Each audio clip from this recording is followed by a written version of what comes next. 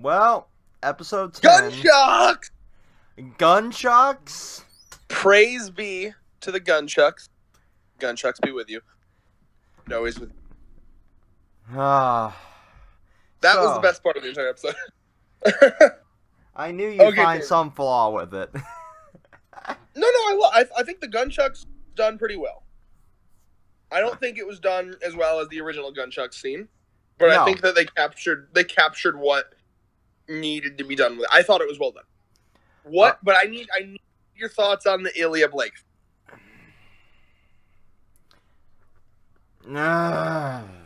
Okay. It was just weirdly paced again. That's always the main issue I have. But I want to hear your thoughts first. Okay. Ilya and Blake. It was a great fight. But this girl's had more fucking face and heel turns than the Big Show. Thank you! Fuck! I cannot feel sorry for Ilya. I can't. You agree? I really can't. It's so Blake's crazy. like, is this what your parents would have wanted? I don't know anything else. Just kidding, I'm evil again. Just kidding, I'm not evil again. I don't know anything else. I don't know what else to do. Listen, there are ways to write a turn like that, and it has to feel more natural than that. Like, this bitch, he doesn't come off as someone who's actually trying to, like, you know, make a tough decision and someone who's going through stuff. She comes off as someone who's, like literally, like, kind of crazy. Yeah. And by the way, in a realistic scenario, someone like that, I agree with the fucking guard who's like, "What are you doing, Blake?" I love forgiveness. I'm all for forgiveness. The problem is Ilya, who has switched back and forth that many times. Like, you're really gonna trust her? Like, really? And Ghira saying she's learned something that took me till I was a lot older to learn. The power of forgiveness. If that's not a fairy tale cop-out, I don't know what is. I'm down with forgiveness, but forgiveness takes time. Hold on. Let me clarify that. Forgiveness doesn't take time. Regaining trust does. Yeah. So what would be realistic is, like, I forgive you, but it's gonna take a while until I trust you. Is what I would have said if I was Blake. Yeah, I gotta agree with that. That was... I'm just saying, 5 minutes ago, you were trying to kill my parents. 5 minutes ago! So... You stabbed me, and then... Yeah, even son! We'll call it even for now. Yeah, kind of shit. That means we're even. No, it doesn't! Nah. No. I can't believe they copped out of killing one of her parents, too. Like, maybe one of them will die at the Haven fight. I mean, Ghira's wounded.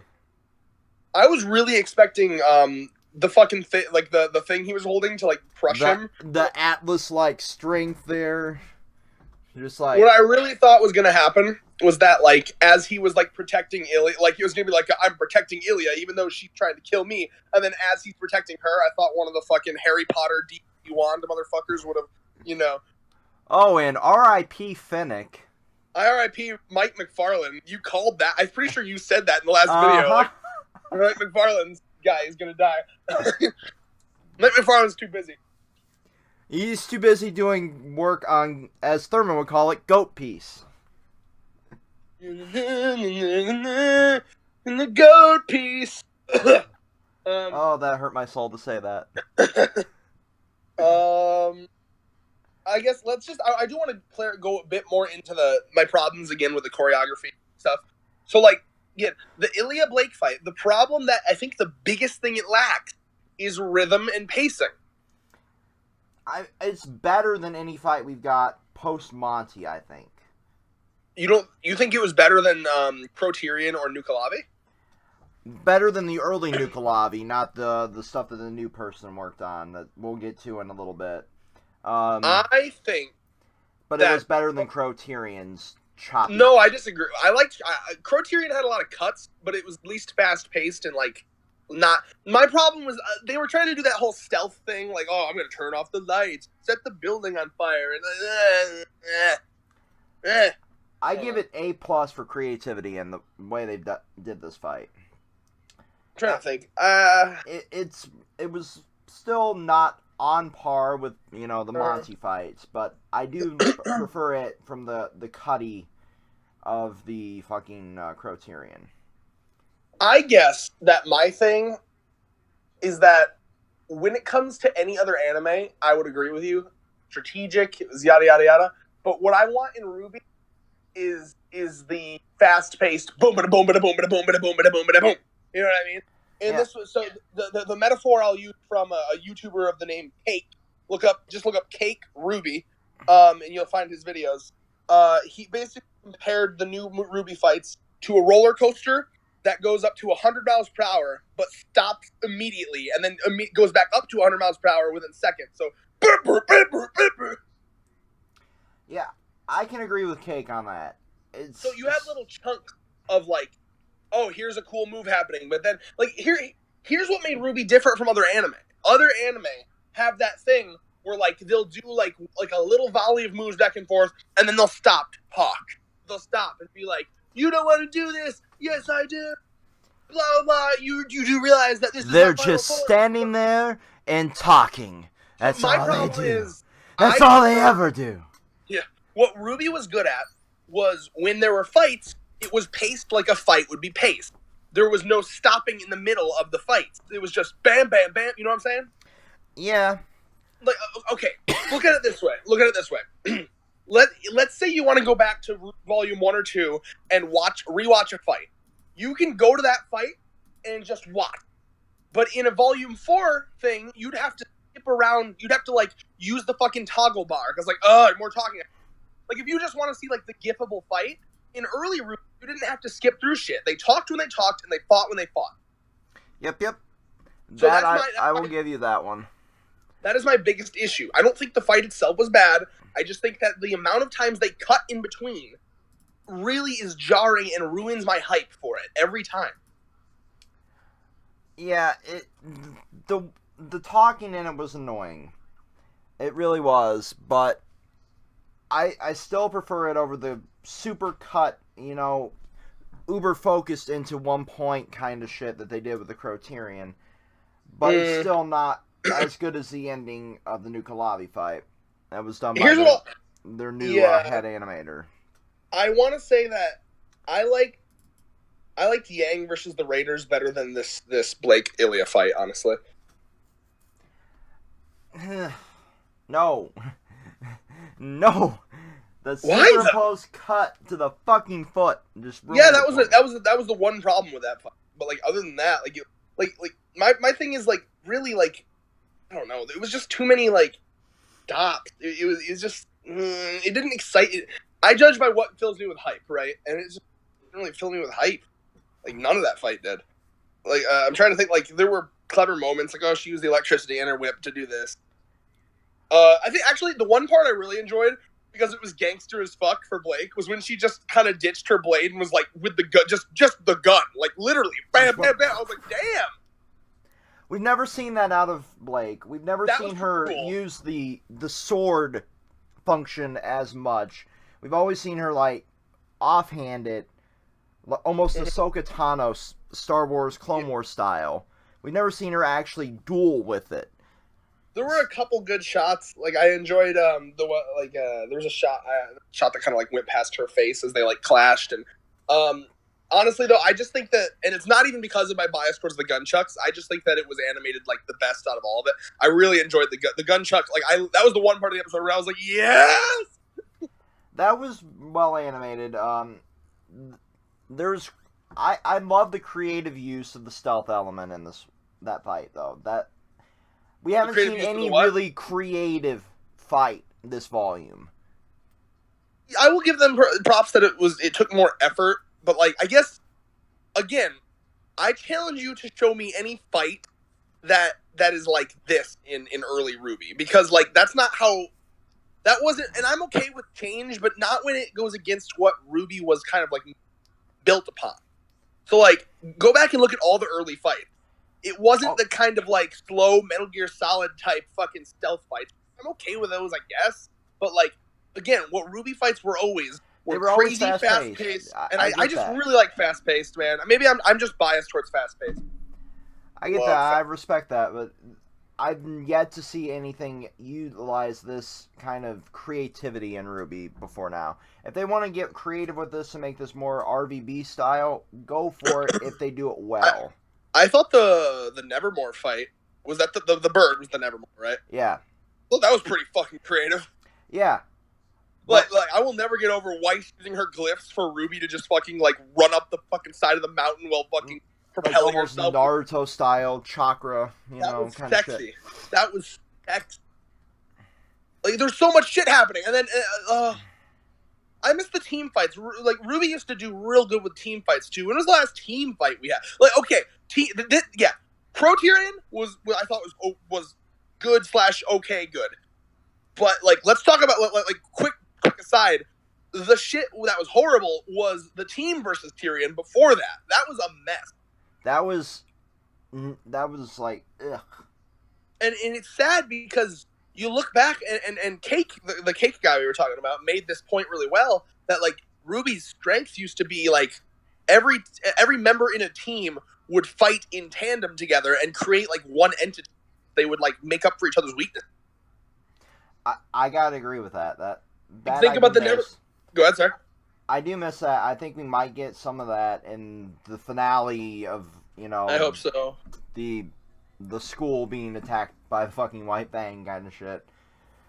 I guess, where we basically go back to Volume 3.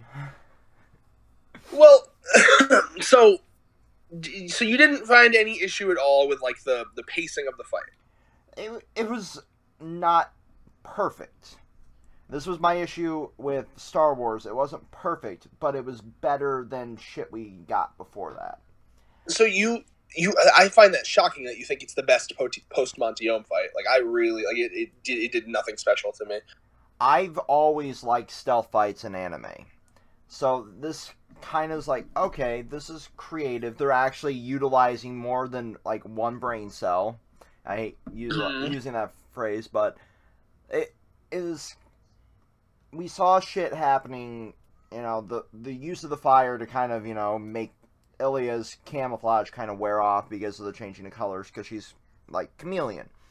Uh-huh. We saw, because she was completely grayed out with, the lights off, which was something you wouldn't see, in early RWBY, but you also haven't seen anything creative like that post-Monty either, because we never experimented with, stealth kind of shit. Yeah, and I'm okay with that. I appreciate them for trying something new. I don't know. I might just be biased. Like, I just really... I think the problem is my expectations are just too high from early shit, and I haven't lowered them since. I don't know. I'm open to them trying new stuff. I always have been, but a lot of it has fallen flat, and this is the first time they've tried something, and it's worked really well for what they've at least attempted to do. They didn't do really good with the aerial fight. The fight with Yang, as good as it was, Yang versus Raven. The foot, the zoom in on the foot, we both agree was bad, but like, I mean, it was still a good fight. It wasn't horrible, but I like them experimenting, and if they can continue to do this kind of like recon-esque bullshit, like Metal Gear Solid meets, kind of the earlier, Red versus Blue shit with the pacing, because that's what they were mimicking here, was earlier Red versus Blue. Go for it. I can appreciate that. Let me think. Well, there was a couple moves that, I mean, like, there I guess the final thing I'll say on this, there are moves that are creative, like her like whipping herself towards her, and like we saw stuff like that, right? But the problem is they're not strung together like they used to. They're segmented. They were really, really off tangent. Like, okay, here's me using the ice, dust, magazine. I don't know if you would call it a magazine, but I mean it's a fucking machine. It's a submachine gun. I'm gonna call it a fucking magazine. using that to freeze Ilya's whip, stuff like that was creative, but it did not flow as well as it should have. I'll give you that. My thing is that I think that my problem is that I feel like they could have done the same thing they did, but like made it flow better, right? Let's say like there wasn't like get rid of all the talking back and forth, because really, what did any of that accomplish? It was nothing that we didn't know already. What am I supposed to do?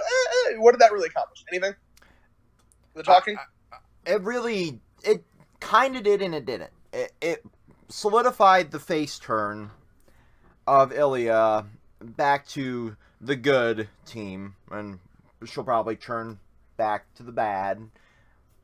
It's really solidified that she kind of like broke her down, at least somewhat emotionally, to the point where she took out the other guard, or the other Harry Potter fucker, as you call him. What did she even do to break her down emotionally? All she did was beat her in a fight, and that's enough to change her entire mental resolve. She beat her in a fight, and then she's like, "Is this what your parents would have wanted?" And then the whole, "I don't know. I'm a 12-year-old emo girl" kind of shit.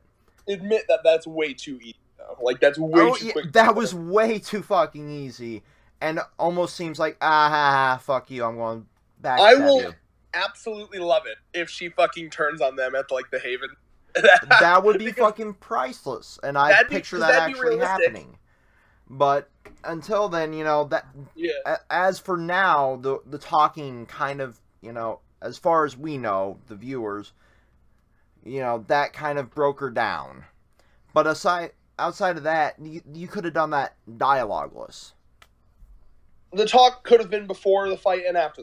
I'm just saying, I hate to always bring this up, but I'm pretty sure that's what Monty would have done. Oh yeah, it's pretty obvious that's what he would have done here. Because you could have had the stealth thing work. It just wish it would have been faster, right? So let's say like you would have had her turn off the lights, and then there wouldn't be like a cut where like you pan over with nothing. It'd be like, turn off the lights. She's running. Blake's running. She's doing this. She's doing that. Boom. That's how it would have been. You know what I mean? Yeah, it would have been like pop shot, pop shot, pop shot, pop shot, deflect, deflect, deflect, deflect, deflect, pop shot, pop shot, pop shot, change magazine, set the fucking upper balcony on fire. Yeah. Pop off a few more, ice mag, freeze the whip, and then it would have been the end of the fight. Yeah, the more I watch... Whoa. What's happening? There was a little echo there. Oh, sorry. The more I watch RWBY, the more I'm realizing that my problem with it is the pacing and the rhythm. That is like my main problem, and I realize this more every time. I used to think, the choreography's worse, or no, the choreography's fine. Like, I think that they actually have moves are still interesting. It's really just the pacing and the rhythm. That's my main issue, I've noticed. Oh, yeah. The rhythm, it's getting a little bit better, but it's still not to the level that it should be at. The pacing is still leaving a hell of a lot to be desired, but it's slowly, it's like they're working towards improving it, and once, this new head animator takes over in Volume 6, maybe we'll have that even better. Oh, please. Now, I'm curious if you think this whole menagerie plotline, did it feel a bit like filler to you? It felt like it was about 50% filler, 50%, like kind of like wrapping up some of the stuff from Volume 4. Like now, at the end, right? But like Volume 4 would be included in that. Like what was accomplished with her coming to Manette?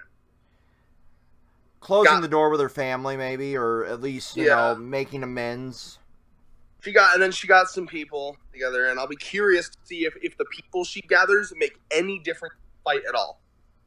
More than likely, they won't. And it'll probably be Mercury and Scarlet and them saving the day, One can hope, right? Who the fuck? What were the students that were actually from Haven again? It was Sun's team, and then Hoverboard Girls team. Hoverboard waifu is here to save the day. I want to see more of that. She's a punk, and David has a hard-on for punks. Tell me it's not true. Oh, it's true. It's damn true. Yeah, I'm going to the Haven Academy wiki page, or the RWBY wiki page, seeing who's from them. I'm finding it. Known teams. Oh yeah, Suns people are from there. Mm-hmm. Okay, so Suns people and Reese. Yep, Team Auburn. Where was Neon from? I believe she was Atlas. Give me.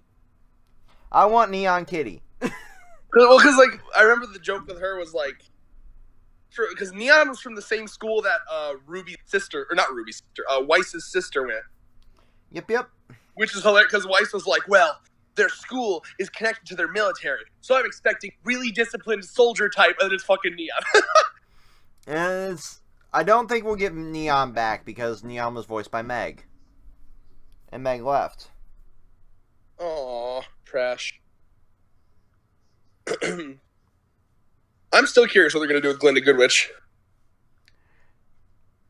As sad as it would be, I wouldn't be too down with her just being in an infinite time loop of. Well, but I think, that was it explained how Salem got out of the fucking time bubble that RWBY created?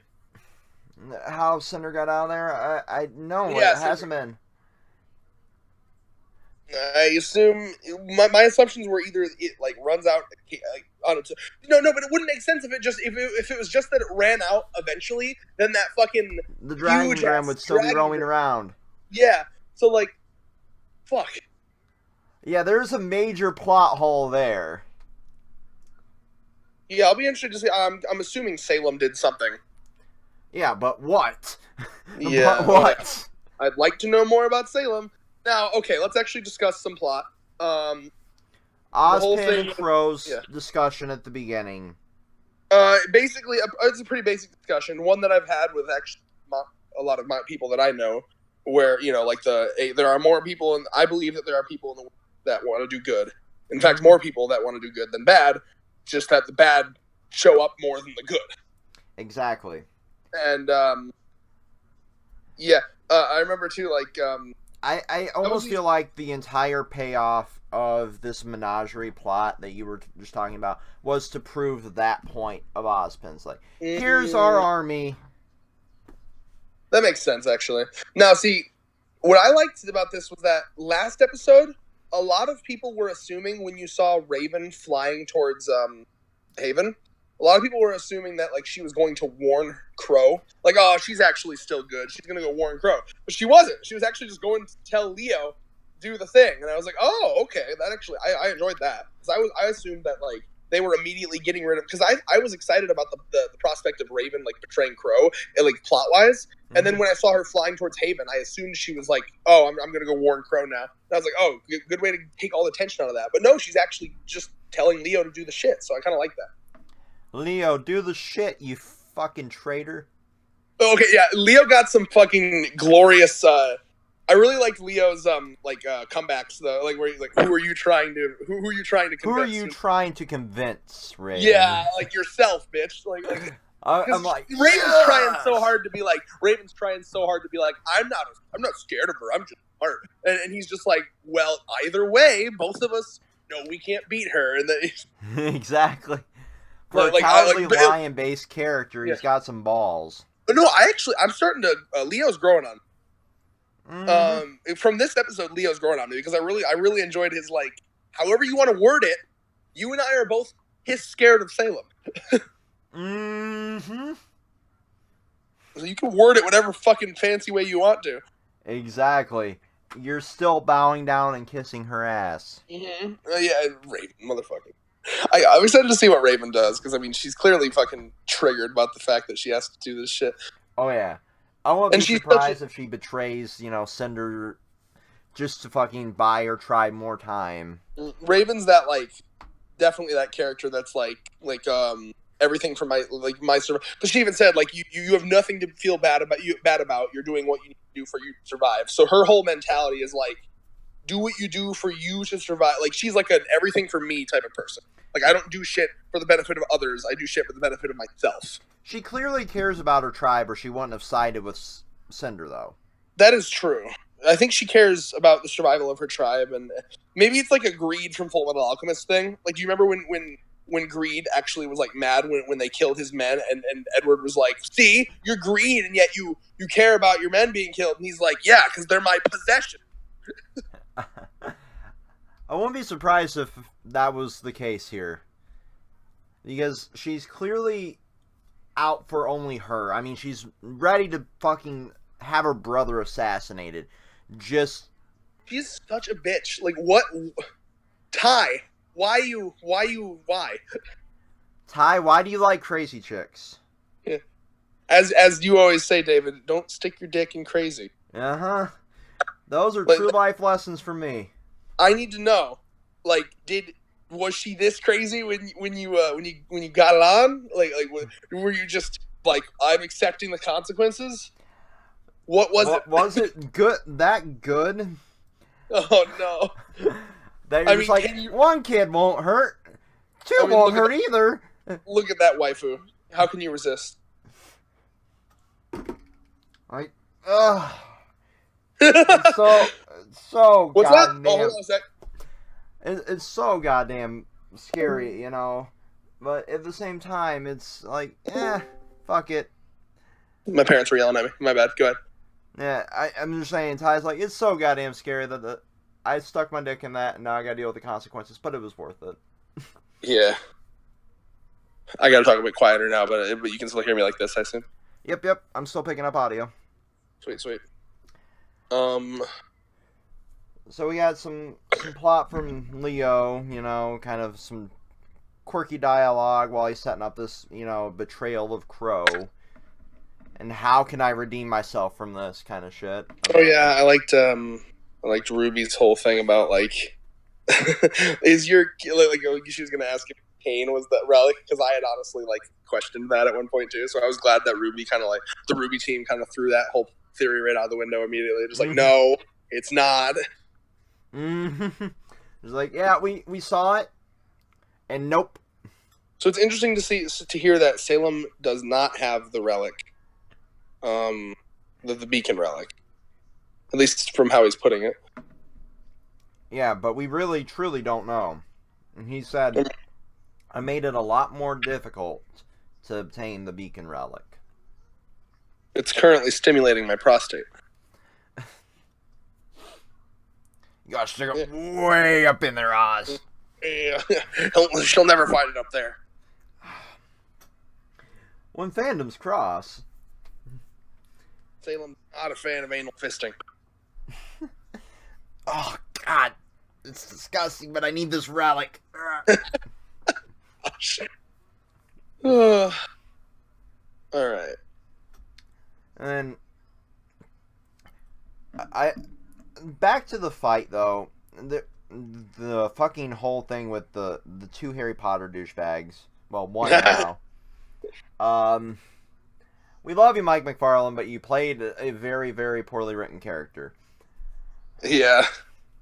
He a very just two-dimensional, kind of just existing to be their character. Existing to fulfill a plot that failed, and now you're dead. Alright, man. What did your character really accomplish? I wonder, like, why he accepted that role. It's not like he's, like, maybe he just respects the show RWBY, or I don't know.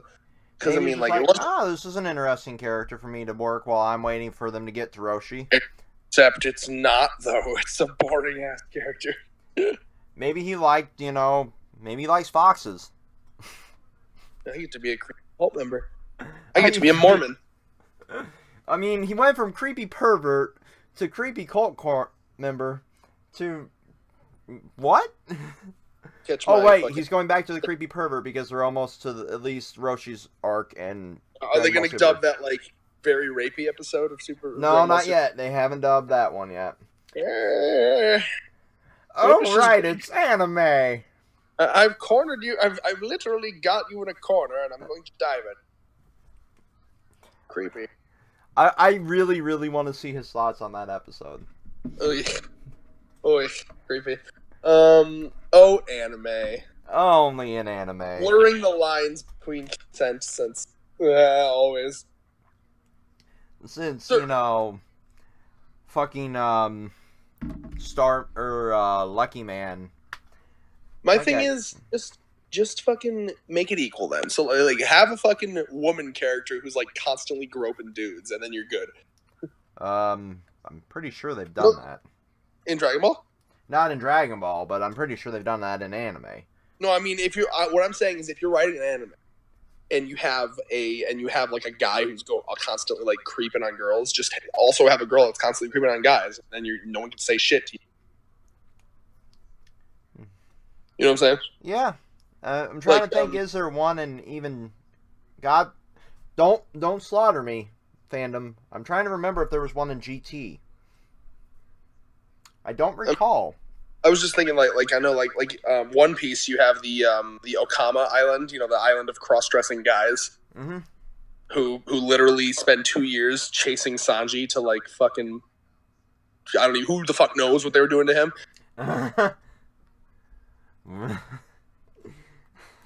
Yeah, so I mean, flipping the gender norms, good for you, Oda. Yeah, no kidding. Back to let me see here. So plot wise though, we have the whole. I'm trying to think, because it was that conversation between Leo and Raven. Then we had the fight, and then after the fight, and then it's really just what did you think about Ghira's fighting style and how he berserkered through them? His fight was just like especially the scene that was really cringe to me was just they were just punching each other's fists. Like, what was that? Right, that one I'm like, what? I was so hyped to see him fucking go full on berserker, and it. Until berserker characters bore the shit out of me, dude.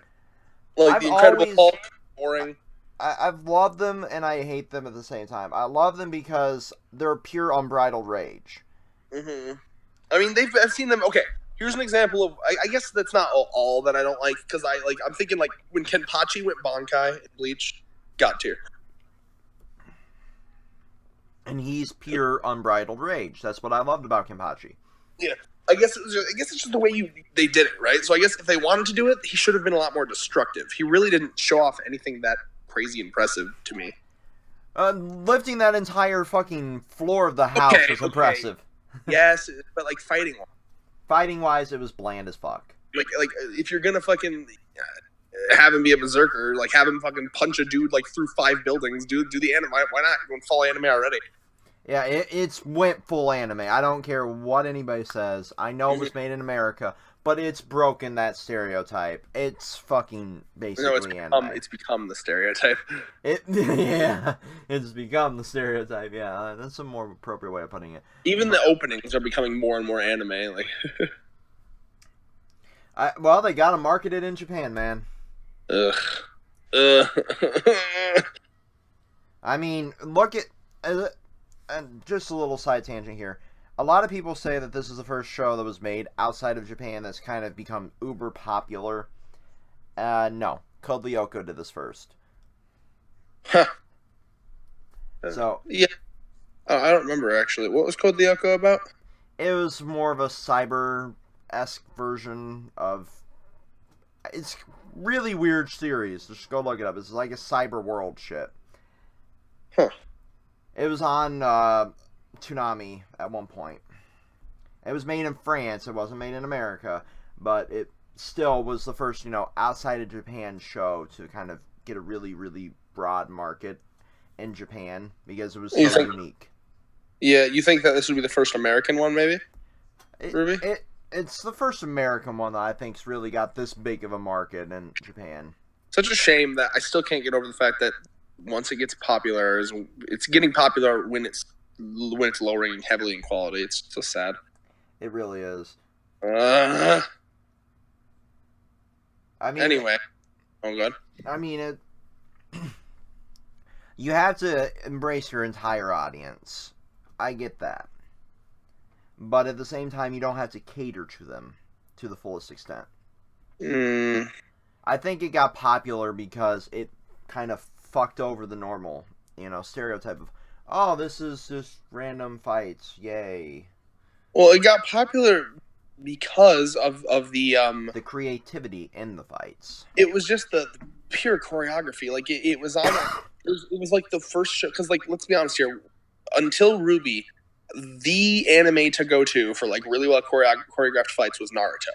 Mm-hmm. Like Naruto, and like the manga was good, but like the anime was even better. Like when the anime did fights well, they choreographed them fucking amazing. Like think like Obito Kakashi, Madara versus all of the fucking soldiers, Killer Bee Sasuke. You know what I mean? Like yeah, Itachi. Like the Shippuden fights were really well choreographed, and RWBY was the first show that I had seen up to Volume 3 where like every single fight, even like the small ones, were choreographed with such a level of like professionalism and expertise, and they were just so well done. Each fight, every time, it was like the Pixar of fight scenes. Like they could do no wrong until Cars, a la Volume 4. Until like, Cars 3 and RWBY Volume 4. I mean, yeah, I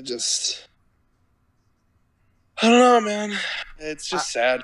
It's sad, but it seems to be at least somewhat redeeming itself. Not fully, but it's at least improving. I don't know, man. I think you're just lowering your standards, because to me, it still has a MacGuffin plotline. It still has characters like Ilya, fucking Harry Potter DBZ fucktards that literally mean nothing and added nothing to the plot. It still has bland ass RWBY being really bland, except for the occasional moment. Like she's gotten better since her teammates have come back, but still, not even close to as like what she was before.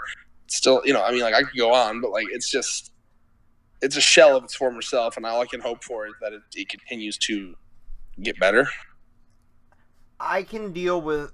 I mean, look at what we dealt with Naruto, and look at what we dealt with Bleach. There's ups and there's downs, and let's face it, it's becoming a fucking shonen. There's ups and downs in every shonen series. Yeah, but the sad part is like other shonen are more entertaining than this to me. Yeah, like Bleach's final arc was more entertaining than what's happening in RWBY right now to me. I'll give you Naruto's war arc was more entertaining to me than what's happening in RWBY right now. I'm sorry, to me it was. Like RWBY is boring the ever-loving fuck out of me, and it's because the plot is not hooking me in any way. The Ilya shit I don't care about, the Menagerie shit I don't care about, the White Fang shit I don't care about, Salem shit I don't care about. Like, really, what we've talked about how every single aspect of the plot is just horrible now. Like with Adam, he's just an edgelord little fuckboy who cares about him or anything he's doing. Really, do you care? No, I don't care about any of that. All right, I can see that they're actually attempting to improve, or they're at least attempting to improve, like fight scenes. They're at least trying to expand some of the plot. Like they were talking about, the Beacon Relic isn't lost. We'll have that to see what the hell he meant by it's more well protected than all the other relics, because we clearly seen the Haven Relic is just sitting in a fucking room. It's literally sitting there, but somehow nobody can get to it. So I'm curious what he means by that, what Oz means by that. I'm curious, where the second invasion of the school is going to go. Are we going to have literal rehash of it where we do nothing but work fucking found footage basically in it? I don't know. That's going to be a lot of like where RWBY's going to sit in my mind is like what they're going to do with this invasion here. You know, like if they can continue to improve on what they're at least attempting to. I'm just trying to think of like where they can go from here. Like it seems like they've written themselves into a wall, though. That's what's really sad. Like plot. Like you got to admit, plot wise. Like here's the problem. Plot wise, think Hunter x Hunter. The fucking arc right now is literally just political drama, and yet it hooks me, and I want to keep reading because it's good political drama. Yeah, but like this, like it's the entire plot. I could fucking wrap it up in like a paragraph. Okay, you have White Fang Raven's shit with Salem attacking Haven for MacGuffins, and you need the fucking you technically got 8 MacGuffins because you got 4 relics and 4 maidens. So it's just a handful of MacGuffins with the White Fang, working. Just none of the villains are interesting. None of the do we even know what's Salem gonna do when she gets the relics? What do the relics even allow her to do? What do they do? What do they give you? What are they? Are they the fucking Dragon Balls? Like, what? Will they allow her to become what she used to be? What are the relics? What are the purpose of the relics? What? We have a lot that needs to be explained. Was this answered? I feel like I don't want to be an idiot. Like when Crow was talking about the 2 brother gods and shit. Like, did it talk about what the relics were or not? I do not recall them ever talking about that whatsoever in that episode. Which is why I wish they would have kept, like, the World of Remnant, because they could have wrapped a lot of this shit up in a World of Remnant. I guess that's my main thing right now, okay? It's not, like, if it was just one thing or the other thing, that was starting to suck. Like, if it was just the fights that sucked, but the plot was good, or it was just the plot that sucked, but the fights were good, that'd be fine. But everything is bad right now, to me. And, like, characters, bad. Plot, bad. Fights, bad. As we've discussed multiple times, the plot is MacGuffin boring. The characters are unbelievable and turning heel face faster than any believable character. And then the fights, as we've discussed, are bad. The main 3 aspects of a good shonen type show are not there. So it's just an empty shell of, like, I feel almost nothing when I'm watching RWBY. Okay, so you feel nothing with it. Almost nothing. Almost nothing with it. Nothing of this episode hyped you. I said the gunchucks did. The gunchucks, which was a fight aspect. But plot-wise, the gunchucks hyped me. I enjoyed Lionheart's sassy comment to Raven, and I enjoyed Blake's speech at the end about, like, we humans did not do this to us. Faunus did this to we. Faunus did this. Those were the 3 things I liked. All right. That's why I said almost not. Now, we saw that Blake said, I remember we have a ship captain that the favor. Volume 4 ship. Remember they saved it? So they're going to take all of these fucking Faunus to Haven Academy to defend it. And you say that where this series falls will be based on that final fight, which, let's face it, that's going to be the final fight. Obviously, yeah. I'm just wondering, yeah. And how shit is it going to be? Is it going to be good? Is it going to be shit? I don't know. You almost seem to have written the series off, and you're not even giving it a chance to improve. I'm sorry. It's really it's triggering me so much every week, man. That's what surprises me. I mean, you give, as much as I love Hunter x Hunter, you give it a pass because it's only 10 chapters a year. Yeah, but it's well written. It's well written, yes, but I mean, the series itself is a mockery to, shonen because of it being on hiatus all the time. I love it to death, but still, it's fucking, you can't admit that it's not fucking bullshit that he takes that much time off. Oh, of course it is. Like, I wouldn't even fucking put up with One Piece taking that much time off. But, like, the reason people put up with it, and it's not just me, this has been discussed in many videos. The reason people put up with it is when he writes quality shit, and his chapters have, like, the content of, like, 3 chapters. Therefore, you pretty much are getting the same amount of chapters, if you think about it. I get that, but, I mean, I find it almost hypocritical. It's hypocritical to... Okay, it's weird to me that... So what you're telling me is that it's hypocritical for me to not care about the release schedule of an arbitrary, like, the release schedule is set by Shonen, that it's every week. But stories in general don't have to have a specific release schedule, okay? If a new Game of Thrones book came out once every 2 or 3 years, no one would give a shit because it's a new book. I don't care when things come out. But when they come out, I'm going to judge their writing. I'm not talking about how fast it comes out. I'm talking about the quality of the product. You're comparing the quality of a how fast it releases.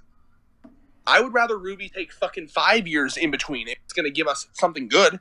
That's what I was looking for. That's what this series clearly needs, is more time to develop. Oh, yeah. But and that's fine if you want to think I'm hypocritical, but, like, my thing, again, like, and I've even said, probably 2 or 3 times in this video, I'll admit maybe I'm biased. Sure. Yeah. But, like, I get that you're biased, and you have reason to be biased because you enjoyed the early volumes, but that's I'm pretty what sure I was everyone looking had for. a little bias. That's the answer I was looking for there, Red. Thank you. It's the amount of time that they could take to develop this instead of forcing it to be a product placement. That's clearly what it's becoming. I love the series. I'm not going to drop the series. I won't either. But at the same time, if they took the time and realized that maybe they need to polish the plot, they need to polish, their animation in general. That's what I was looking for this entire episode of RWBY Talk, was that exact line. It's the amount of time Togashi puts into Hunter x Hunter that makes it so worthwhile. It's the amount of time and passion Monty put into the fights that made them feel fluid. It's the amount of time and passion that they put into the early volumes that made them shine versus what we have now. While it's improving, it's improving at such a slow pace that fans all over are complaining about it. It's not just us. It's literally every YouTube channel that reviews RWBY. Yeah, I'll be excited. I'm actually really excited to see what Chibi thinks about this fight. Chibi reviews, Cake. Just look at any channel. I know last episode we called out Achromatic so much. He hadn't even commented on the last episode. We do apologize, but at the same time, you cannot... Fuck apologize. Opinions are opinions, man. That's what you come to videos for. That's what you come to these videos for, and you clearly get some sort of satisfaction out of correcting everybody's opinion. You cannot correct a fucking opinion. Oh no, he's getting triggered. My opinion is, if they put as much time and energy into this volume of RWBY as they have literally whoring out every conceivable early product out there. We have a Beacon fucking Academy line of clothing. We have RWBY's fucking headphones from the first episode. We have Christmas bulbs. We have one item, and this is Red. I almost feel like it's because of Facebook's policy that the mic has to be on in the app permissions on Android. I have a fucking ad for a Volume 5 Heroes tee on my Facebook profile now. And I sent that to you in the fucking Facebook chat. Yeah, here's your one Volume 5 shirt. You have one Volume 5 shirt. This is what David and I discussed this off camera. But to me, it feels like they're keeping this show alive simply off of the legacy of what Monty created. Look at the merch in the store. Besides, like, 2 things, it's all Volume 1 through 3 shit. Because, of course it is. It really is. And my thing, like, here's what makes me really sad. This is why I'm sad about this RWBY situation. When I first met you, I was at the height of my RWBY fandom. I fucking loved it. It was in like my top 5. It was like my new thing. I was like, this is my shit. I was getting the posters for it. I was like, I want to get the figures. I want to get the t-shirts. I remember when I had RWBY as my cover photo on Facebook. I absolutely loved the shit out of it. And it's just become a shell of its former self, and it crushes me. I agree. And because it just had such a unique feel to it, and that feeling was just drained away to me. It seems to be, and literally, as you can see on the screen, I just took a screenshot from Rooster Teeth's store, Pekin Academy clothing line. Oh, you put this in the video? Yep. Oh, okay. And here we have, I gotta see this. RWBY Talk. I'm gonna go to their not RWBY Talk. RWBY fucking merchandise. I gotta go. And here, like, did you notice too that all the RWBY merch, like before Monty died, there was like very few RWBY merch. Yeah, and here you see the headphones, which are currently, I believe, sold out. Beacon Academy lightweight pullover hoodie. Beacon Academy pocket. Beacon Academy joggers. Beacon Academy heavyweight pullover. Beacon Academy. Beacon Academy. Beacon Academy. Beacon Academy duffel bag. RWBY full print backpack. RWBY figure. Oh, shocking! 2 shirts for Volume 5. Headphones. Blah, blah. Okay, pullover hoodie. RWBY kimono tee. Weiss kimono tee. Oh wow, they're really fucking pandering to the chat. It's like, yes, it's an anime. Yes, it's an anime, even though it's technically not. You know, and yeah, you get socks, RWBY scarf, RWBY wallet. See, RWBY Weiss leggings, Blake leggings. I was almost half tempted to get a pair of those leggings because they look comfortable as fuck. Like, normally I'd be so down with all this merch, but like it feels very sellout to me. It does to me too. And we in no way, shape, or form are disrespecting Rooster Teeth. We fucking love Rooster Teeth. It's just the fact that this seems forced. It's strange because I feel like Rooster Teeth has lost what made it so cool. It's no longer just a cool internet company. I think it's becoming a big company, like all the other big companies that are, it almost feels like that. It's hard to tell because like now I know that there's so many there's different subdivisions for everything, right? So it's like obviously Achievement Hunter's still cool. You can watch their videos, but like they have their own like animation department, and it almost feels like to me that like the animation department has become like so big that it's now treating it like a business. Like I always go back to Shane Newell's letter where they talked about how they brought in a bunch of new animators that they just like plucked out of like freshly graduated from like art school or whatever, and like they like plucked them down like, this is what you're working on now. People with no knowledge of the series, passion for the series, just looking for a job. And it's fine to like hire people, but it's like, to me it just feels like it went from the team that was enjoying it and loving making the series to, okay, here's what you're making, go. Red, I agree with that. And see, what made Rooster Teeth so unique is look back to the early days of Rooster Teeth themselves, where they hired their fans, not just any random person looking for a job. Mm-hmm. They hired their fans, people that were passionate about what they did. Like, and to be fair, I know they hired didn't they hire a dishwasher? From what I understand, he's the one that's working on posters. I don't know if that would make sense. Well, I don't know if that's completely 100% fact, or they're like, here, you do good art, here, we'll pay you a commission to make this volume's poster. You don't officially work for us, but you will work for us under the table kind of shit. I don't know how that works or anything. But I know it was at one point trending on Reddit.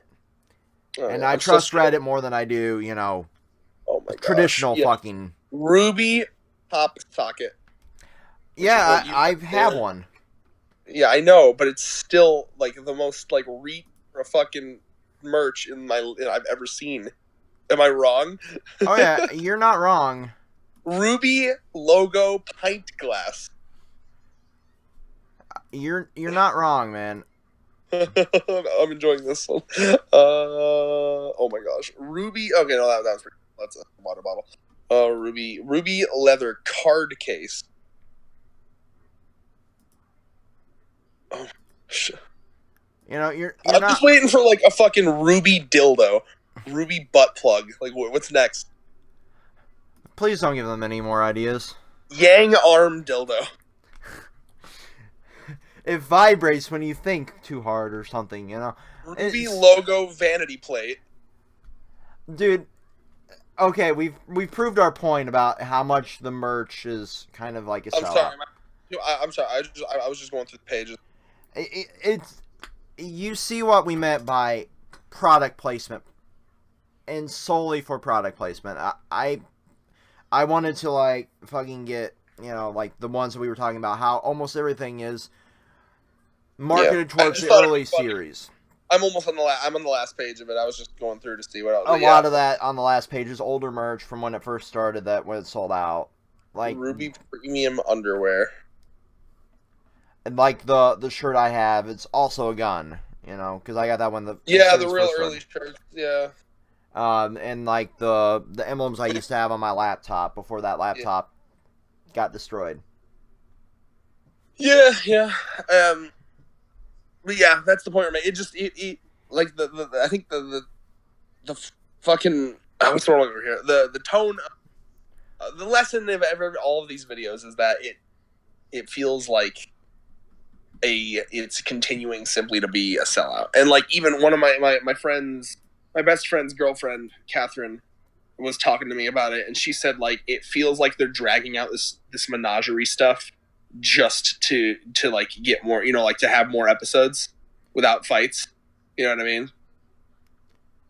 It does, and at the same time, if it's fucking dragging out,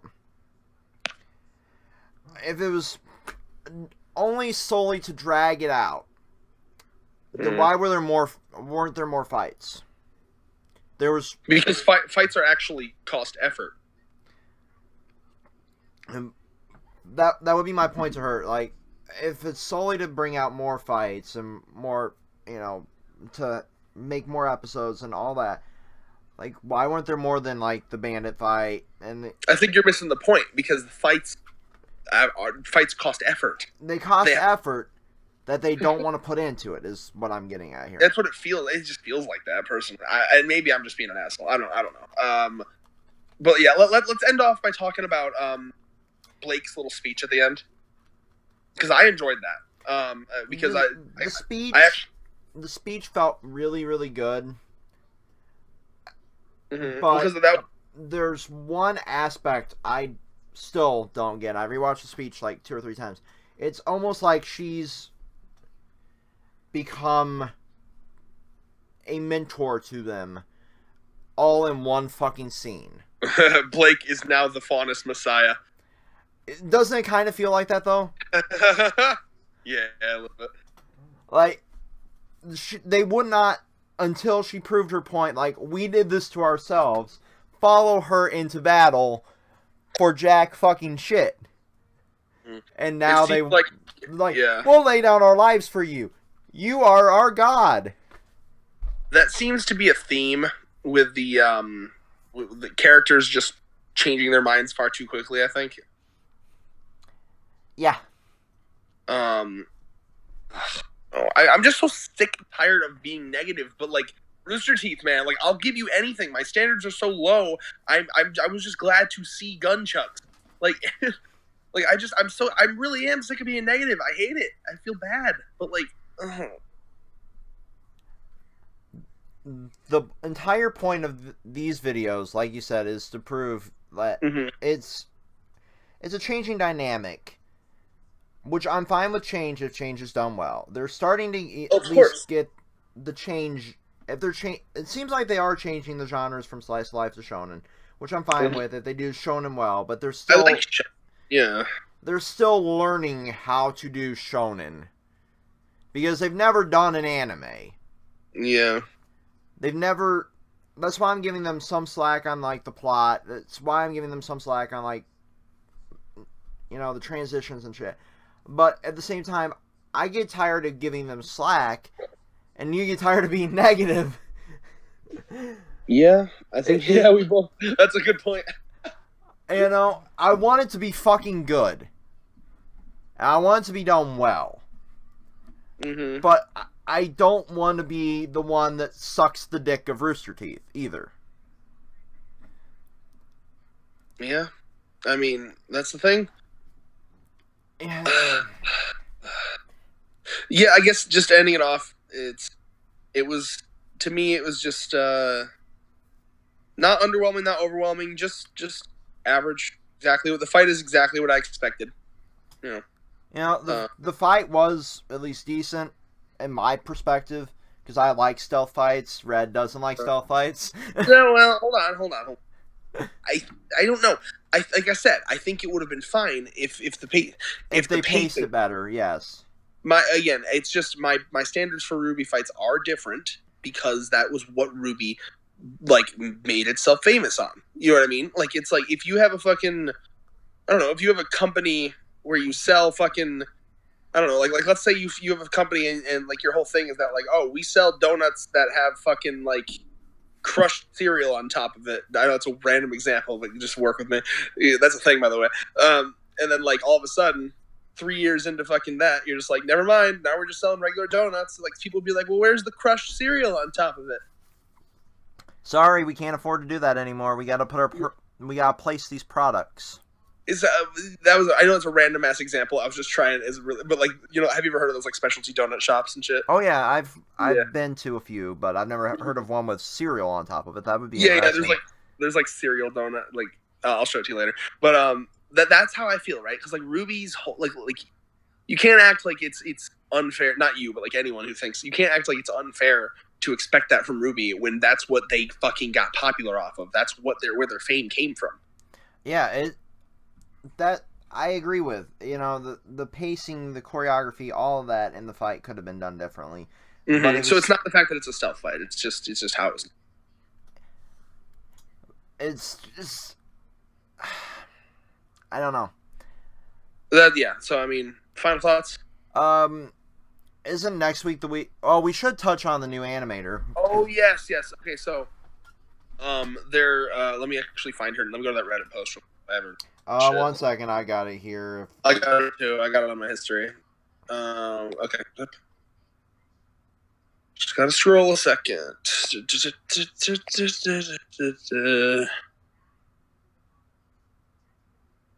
Oh yeah, it was in Cringe Escape Room. I'm gonna find it eventually. Okay. Kim Newman. Yep. Now, so Kim Newman was promoted to assistant lead animator for Rooster Teeth 3D department.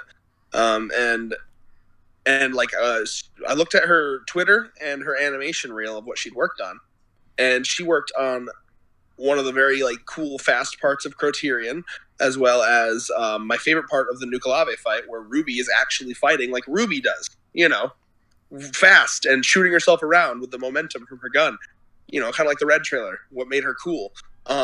So it's not you know amazing, but it's certainly the best. Like I think it's the best that we've gotten since like post Monty. Like I think her only weakness from what I've seen is that like sometimes like in her fights in her animations the characters feel very weightless. So there's a sense of weight that's lost, but I think that she has speed and pacing down, which is what I've wanted the most. You know what I mean? Mm-hmm. So I'm optimistic looking forward. I'm hoping, considering she got a huge promotion and she's done good shit, that I hope that maybe that this is because Rooster Teeth, as much flack as I've given Rooster Teeth of late, they still do seem like a company who takes criticism from their audience, and I'm sure they've heard all of the criticism of RWBY. I'm sure they've heard of it. They can't have not heard it. Right. So maybe they're like, well, fuck. You know, who here's the closest to Monty in like animation style, and then maybe they picked out her and they you know promoted her. Who knows? I hope so. Thoughts, Dave? You know, I do agree that she's done some of the best work post Monty. I'd like to know who animated this fight because they took risk where risk was not being taken at all this volume. Yeah. I wonder if would that be in the credits? Or would it not tell who did what? All I know is a list of like 5 or 6 animators. Let me see if her name's in this episode. I'm gonna go back to it. You keep talking. I checked out her sizzle reel. She did some work on Red vs. Blue as well as some of the little cheeky fights in RWBY Chibi, which as much shit as and if you look at any of our podcasts, I give Teen Titans Go hell constantly. But for some reason, I like RWBY Chibi. Yeah. It's the same fucking humor, and Red's called me out on this numerous times. Thank you. But I don't know if it's more like I grew up with the original Teen Titans and I'm biased to that. Mm-hmm, yeah. Or if it's just, meme humor can only do so much for the sake of being meme humor. And at least this exists in a universe where, like, there never been, serious fucking moments of, like, oh shit, the world might end kind of stuff. This is an alternate timeline of RWBY. So this Kim Newman did shit in there. She's done, some of the, as Red said, some of the best post-Monty animation, but she does lack a few things, like the feeling of weightlessness in a fight, especially when you're propelling yourself with a fucking sniper rifle scythe. Yeah, you should feel some fucking weight. One of the problems, I love the fuck out of that scene because it's RWBY like shooting herself around all fast, and it's awesome. But like, the problem with that scene is that like she just stops dead in midair, like multiple times, and I'm like, huh? What? Is she a ghost? Did she kill herself with the momentum? Yeah, so I mean, I think that, but I mean, like in terms of like what she has down is the pacing and the rhythm, and that's what I've wanted a lot. Mm-hmm. Okay, so she is listed under animators in the credits. So, but I mean, there's like a million fucking animators, so you have no idea who did. Yeah. Oh shit.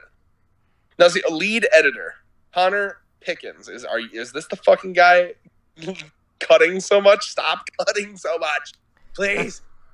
All right. Like, stop. You can cut, just don't needlessly cut. Yeah. Well, another conversation I had with Andrew's girlfriend about this was that, like, because Andrew's girlfriend's a film major, she actually wants to go into filmmaking, and the problem is that the movies have made the stereotype thought of like cuts are a lot of cuts are synonymous with intensity now. Mm-hmm. So like a lot of people that are just like don't think outside of the box, and they just like are like we're just animators that came from this whatever art college. They might be like, well, we got to put in about a bunch of, or editors, animators, whatever. Well, we got to put in a bunch of cuts because that means intensity, right? Where it's like, no, that was what was different about RWBY. So I think they might not get that. Yeah, that was a lot of my gripe with the latest Star Wars, was there was obvious cuts where there didn't need to be cuts, just like there was with Batman versus Superman. Just like it's not just RWBY that does that, and it's films in general. And if all these, they just pick these kids right out of college, that's what they learned. So I can't really fault them with that. But at the same time, that like you said, that's what made RWBY feel unique, because it was one fluid motion with action and reaction all in one. I wish I could talk to. I wish Shane Newell would make comments like that. I would love to hear what he thinks about like how like RWBY like this season of RWBY. I want to hear him bad about this so bad. It'd be kind of interesting. It would probably be pretty fucking bad. Because I just want to hear his thought. Because I mean, he was like the assistant animator. Like he was a really good animator, and like from what I understood, he was like about as good as Monty on it. So it sucks that they can't still have, because he finished the Mercury Yang fight, and he also, I don't know. It just sucks that they couldn't have done. That they couldn't have kept him on. Like, I know there was some. I understand, like, there's bullshit that they fired him, but I know they fired him because, like, from Rooster Teeth's perspective, he was fucking going crazy. You know what I mean? Like, he was losing his shit. He got a divorce from his wife. Like, his life was falling apart because of RWBY and Monty. And so I understand why they let him go, but like, it does suck. Like, I'd love it if he could still be working on it. Yeah, that's I guess it's part of working with a major company like Rooster Teeth, and let's face it, they are a major company now. They're owned by Full Screen, which is owned by, I believe, AT&T. So they've got two heads they gotta please. Trash. And one of them is majorly, kinda dickish. AT&T. I'm actually going to. He has a YouTube channel. It looks like. See if he's put anything on here for it. Yeah. Unless it was a year ago. Last thing was a year ago. More than a year. YouTube listed as a year ago, but it's April 13th, 2016. Oh boy. Well, that's his YouTube channel. I bet you maybe he's active on Twitter. But yeah, final comments on the episode, I suppose. Isn't next week the break week? Even if it is, we can still talk about what we think is gonna happen next. Yeah. So regardless of if it's a break week or not, I'm assuming we're gonna see, the beginnings of the travel from Menagerie to Haven Academy. Possibly all in one episode. We'll have, like the entirety of Team RWBY reuniting. Maybe that'll bring some more dynamic back with RWBY, like, Blake, nice to see you, kind of shit. Mm-hmm. I'd like to see some more of, and I know I'm not going to get this, I don't know why I'm even bothering, maybe some backstory with Salem, like, okay, this is why we fear her so much, what she's done, kind of shit. Possibly from Raven's perspective more, like, well, we might get that, because we've seen that with Lionheart and with Raven in the headmaster's office. Mm-hmm. Maybe we'll get some backstory that way, because we're clearly not going to get from Salem herself. I don't think that voice actor is very vocal. Hey, this is gonna be a little random out of nowhere, but I just went to Shane Newell's Twitter, and I'm looking through his shit, and at the top, I'm just gonna send this to you real quick. Hold on. At the top, I just want to show you what his location says real quick. Here, I'll put it in cringe escape. Fuck it. Oh, here we go. Okay. I just this is Shane Newell's Twitter. And I'm just gonna circle something that I want you to pay attention to, and I just want to see your thoughts on this.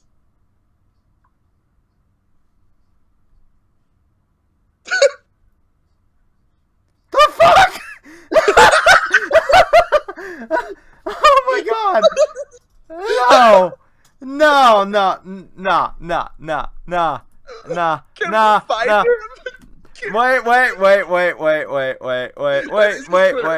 Wait. No. 1 second. You real? That's his fucking Twitter. Save image. We'll save that to my desktop. What? Do you not believe me? Well, I believe you. Maybe he lives there. Yeah. Okay. So, for all audience members. 1 second, Red. Let this feel natural. Goddammit. Okay. I'm gonna Google him real quick. So, for those of you who are looking at this video, he lives in Grand Rapids, Michigan, according to his Twitter. Which is where I personally live. And I'm like 20 minutes away from there. So, Shane Newell, if you want to appear... Oh, I just want to... I welcome you into my cruddy apartment. I would break out the best fucking China for you. Yeah. So this is an open invitation to you. I want to hear the full story. See, I wish my audience was a little bit bigger. Me too, man. I also like. I'm gonna drop that edit. But yeah. Now I'm just. It's like it hurts me that he's so close, yet I'll never fucking be able to find him. Wait a minute. I need to fucking confirm if he. I'm gonna Google more. Like, okay, Grand Rapids. Shane Newell professional profile. Well, LinkedIn. What's LinkedIn? LinkedIn is a professional version of Facebook. Okay, because he's got a LinkedIn. Greater Grand Rapids, Michigan area, animation. Fucking lives in Grand Rapids. IMDb. Shane Newell was born November 5th, 1981 in Grand Rapids, Michigan, known for his work on RWBY. Shane, the floor is open for you to appear here. He lives in Grand Rapids. Send us an email. No, he won't. It's public right on our channel.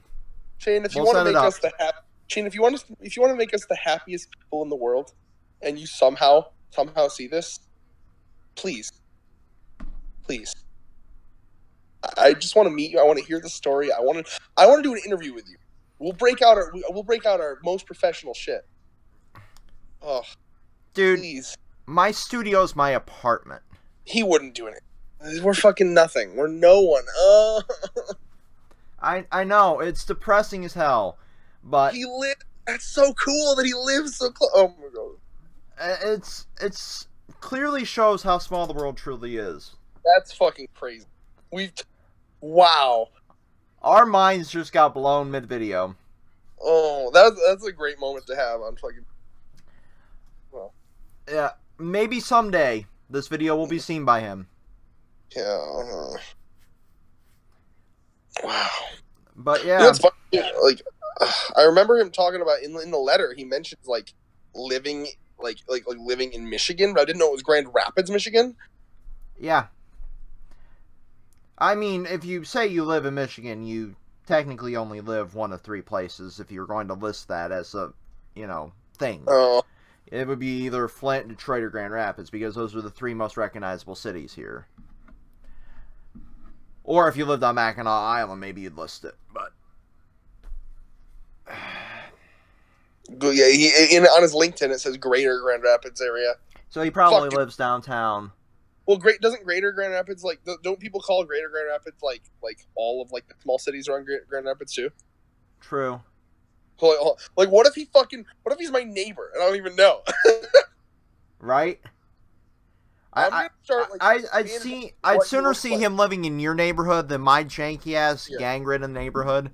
I'm gonna start, like, paying really close attention to what he looks like, and, like, looking for people that look like him on the street. Oh, don't be cringy. No, David. You have to. I'm just saying, if it, like, you just approach and be like, "Hey, are you Shane Newell?"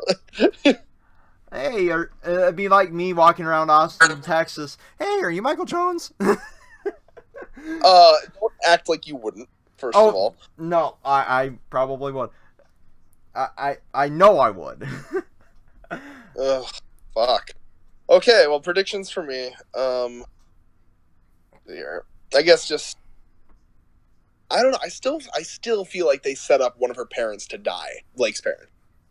Well, we know Ghira's wounded, so he won't be fighting at full capacity at the Haven fight. Because that was he had to yank that fucking dagger nice out. backstab, yeah. So he clearly has some sort of, damage. That's a lot of damage. That's a lot of damage. He yanked that fucker out. That was in deep, so he could have some major blood loss. He could be, or they could cop it out anime style. Yeah, fuck it. It's another scar, damn it. Who knows? I mean, I hope that. Can we just respect the hell that Callie knocked out that one asshole with a fucking serving tray? Yeah, dude. I mean, badass. I'll give her that. Yeah, no, I'm expecting. I still think one of her parents are gonna die. The death flag's too high. I think that we're gonna probably see a bit of the traveling over there and the setup for probably from now on. I don't see a lot of crazy shit happening until the very end. It's probably just gonna be. What are we on, episode 10? 10 and out of how many? I think it was 15. I'm not sure then. 1 second. Let me pull back up. I feel like it's probably all going to be leading towards that final fight. Maybe like 1-2 more episodes till that shit starts, and then the final like 3 episodes will be the fight or the Haven shit. But like, what direction is that going to go? I mean, like, yeah, I any thoughts on like what direction that could go? 1 second here while I pull this up. Episode list.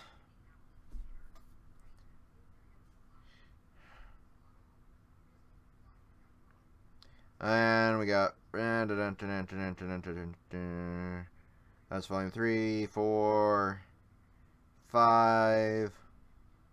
Oh, man. Will be 14 episodes long instead of the usual 12.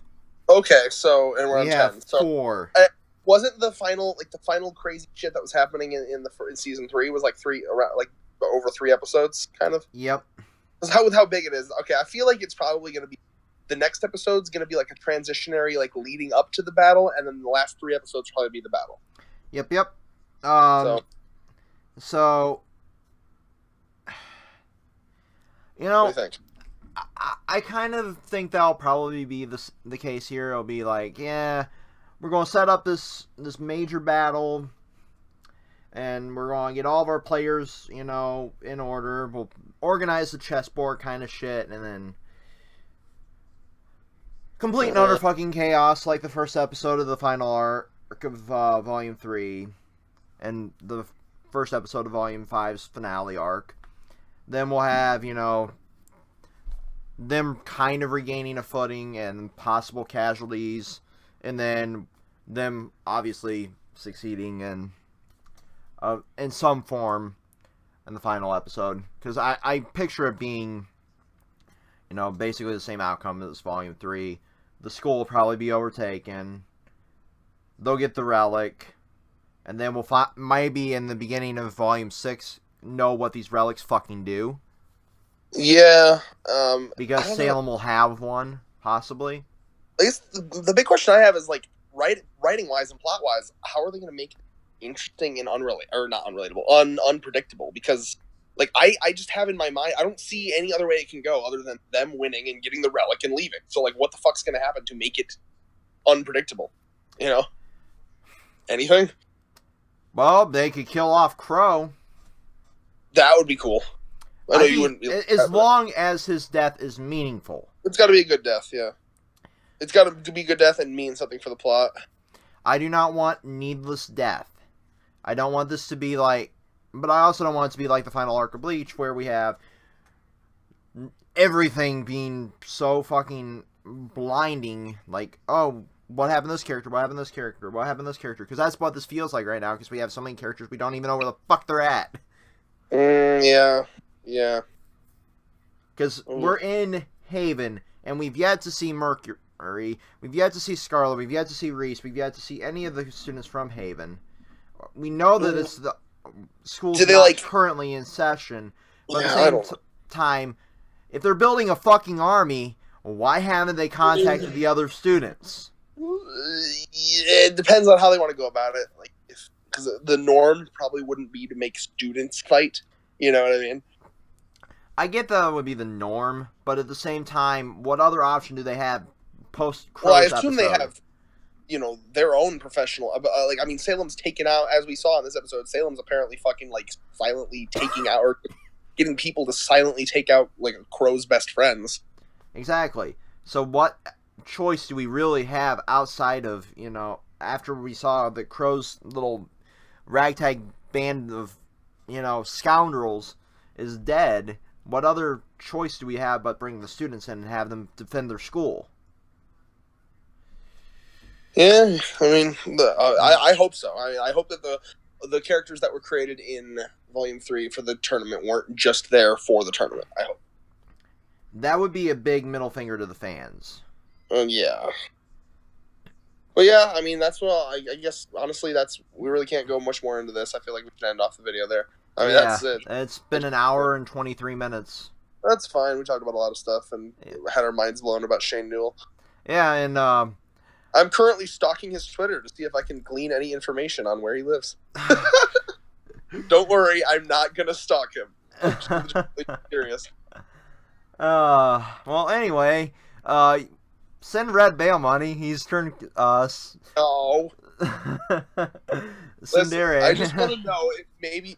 with how close he lives, it is entirely possible that he fucking walked into my fucking restaurant that I work at one point. That could have happened. Think about that. Very well could have happened. He could have walked into my freaking place of work. I could pass him on the street while walking my dog. That's how crazy this is. So that's why I'm trying to like remember what he looks like, just so I can like bring it up. And the other cool thing too, here we'll talk about this after. Well, yeah, peace out, guys. Yep.